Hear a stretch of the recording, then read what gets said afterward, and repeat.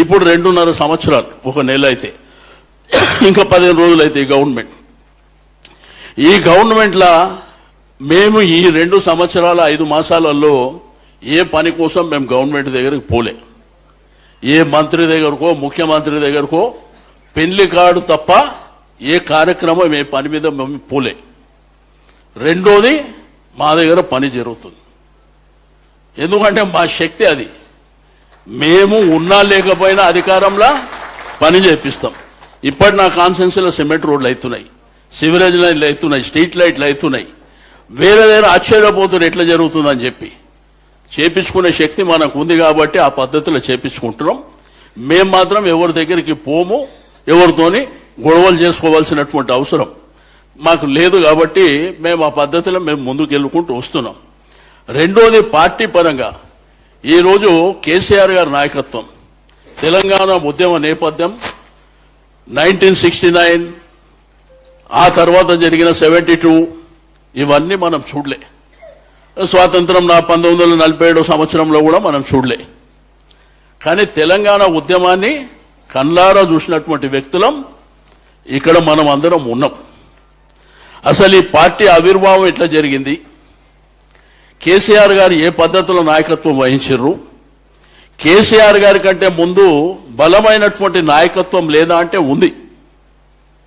ఎంఐఎంలు ఉన్నారు, కానీ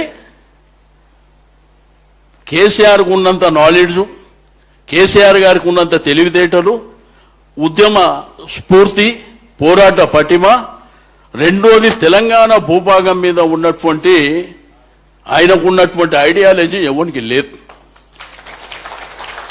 కాబట్టి మీరు చూస్తారు రాజకీయాలల్లో చిల్లర బొల్లరుగా మాట్లాడే వాళ్ళని చూస్తారు, బయట వాళ్ళు పక్కన పెట్టి మన ముఖ్యమంత్రి గారిని చూస్తారు. మాట్లాడితే బూతు మాటలు మాట్లాడే ముఖ్యమంత్రిని కూడా మనమందరం మన కళ్ళారా చూస్తాం. కానీ కేసీఆర్ గారి పరిపాలన సరే, తెలంగాణ ఉద్యమ పోరాటం ఎట్లొచ్చింది ఏంది అనేది నాకంటే మీ అందరికీ బాగా తెలుసు కాబట్టి దాని జోలికి పోకుండా వచ్చినటువంటి రాష్ట్రాన్ని ఎన్ని అద్భుతాలు చేశారు. మీరు గ్రామాలలో, హైదరాబాద్లో మనం ఉంటాం కాబట్టి మనకు చాలా తక్కువ తెలుస్తుంది. మన బంధువులు గ్రామాలలో ఉంటారు కాబట్టి మనకంటే ఎక్కువ తెలుస్తుంది. అక్కడ నీళ్లు లేక, కరెంటు లేక, వాళ్లకు చెరువు ఎండిపోయి రకరకాల సమస్యలు, ఆ రకరకాల సమస్యల మధ్యన 65 సంవత్సరాలు గడిచిపోయింది. ఆ గడిచిపోయినటువంటి దరిమిల కేసీఆర్ గారు వచ్చిన తర్వాత 24 గంటల కరెంట్.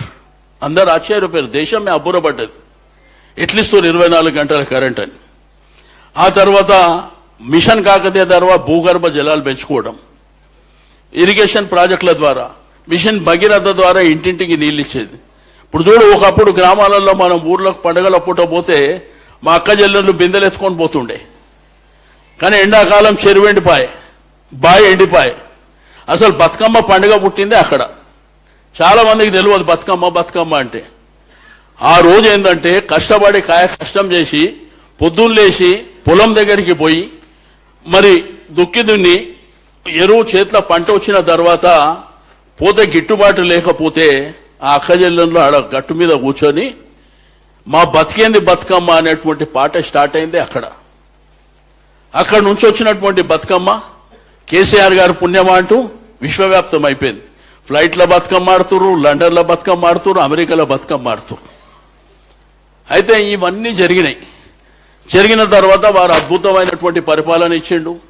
ఆయన ముఖ్యమంత్రిగా ఉన్నప్పుడు ఎన్ని అద్భుతాలు చేశారు. ఒక సెక్రటరేట్ ఈ దేశానికి ప్రైడ్ కదా సెక్రటరేట్. ఆ ముంగట అమరవీరుల స్తూపం. రెండోది, భారత రాజ్యాంగ నిర్మాత అయినటువంటి డాక్టర్ బిఆర్ అంబేద్కర్ గారు 125 అడుగుల విగ్రహం.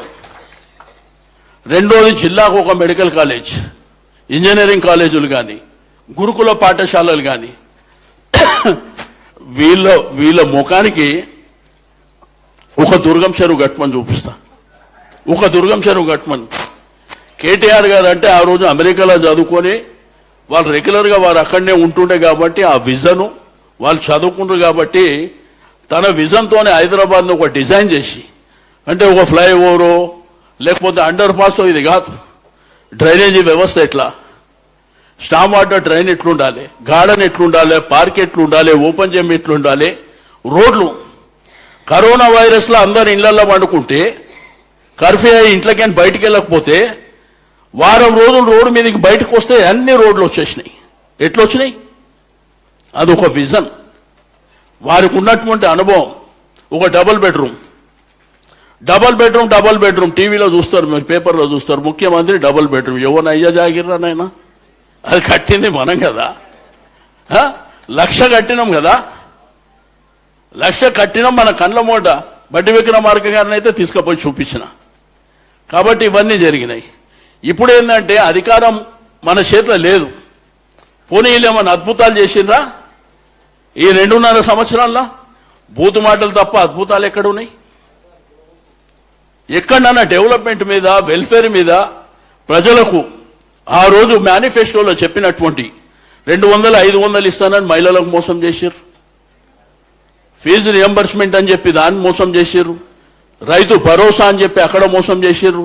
ఒకటా రెండా చెప్పుకుంటూ పోతే ఎన్నో ఉన్నాయి. అయితే ఈ మధ్యకాలంలో కేటీఆర్ గారు చాలా ఉధృతంగా ముందుకెళ్తారు, ఉధృతంగా మాట్లాడుతారు. మాట్లాడినప్పుడు కొంతమంది బాగా మాట్లాడుతుండంటారు, కొంతమంది ఏమంటారు ఈయనకు అహంకారం ఎక్కువ అని చెప్పి కొంతమంది మాట్లాడుతారు. నేను అడుగుతాను మీ అందరికీ, కేసీఆర్ గారు ఎవరు? కేసీఆర్ గారు ఎవరు? మీ తండ్రి లాంటి వాళ్ళు. కేసీఆర్ గారు ఎవరు? జాతిపిత.